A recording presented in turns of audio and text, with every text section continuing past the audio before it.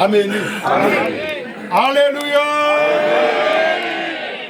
Tasvika panguva yekuonekana naBaba chiso nechiso panguva yokupedzisira. Nguva iyi inoda kubatwa zvakanaka. Amen. Ndoda kuti tipedzise basa redu zvakanaka. Munhu wose auya pano ari kurwadziwa. Hakuna munhu anobva maona vamwe vabva kuchivhu, vamwe vabva kwana Chirumanzu, vamwe vabva kwakasiyana siyana kumaprovinsi akasiyana, kurwadziwa kwese iko. Saka tiri kubatirana nekusimbisana pakurwadza kwazvo. Basa ratakaita ndo ratoda kuchema naro kana kuri kuvana makarwa hondo. Amen. Mukaita madanha enyu Mwari vakakupai mukana ipo paya pataiti varwarisa Mwari vaipa munhu nemunhu mukana. Saka mukana wezvatakaita takapiwa. Iye zvino nobva Mwari vazorodza toonekana zvakanaka. Pamwe hamuzoonekani zvakanaka nekuti unenge wazara neshungu. Tinokumbira tionekane zvakanaka. Tese takakumbira Mwari kuti atipfekedze umhare tionekane nemuranda wavo mune zvakanaka. Amen. Ngatipfekei umhare tionekane nehama dzedu.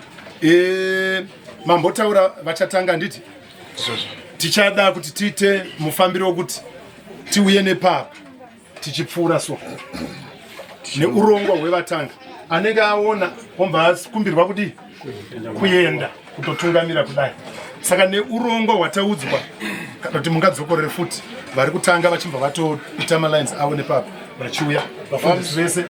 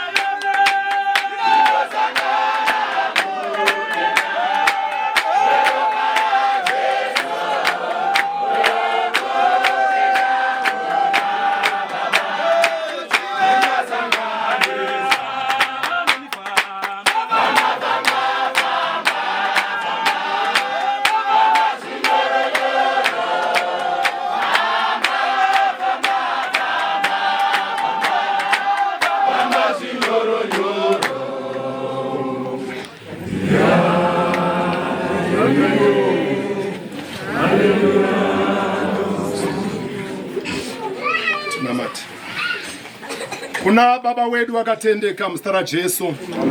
Muperekedzi parwendo mukana ndewenyu baba kubva pakutanga kusvika iye zvino. Pfuurirai mberi baba makabata. Batai mhuri Mwari. Batai hamanesha Mwari. Batai kunyangwe nekereke yenyu. Shumirai baba, rambai mchishumira muri pakati pedu. Rambai makayera. Rambai makazodza basa riri pano. Muranda wenyu pakuenda panzvimbo yamakayeresa kuti agozorora achirindira kumirira kurira kwetsuri.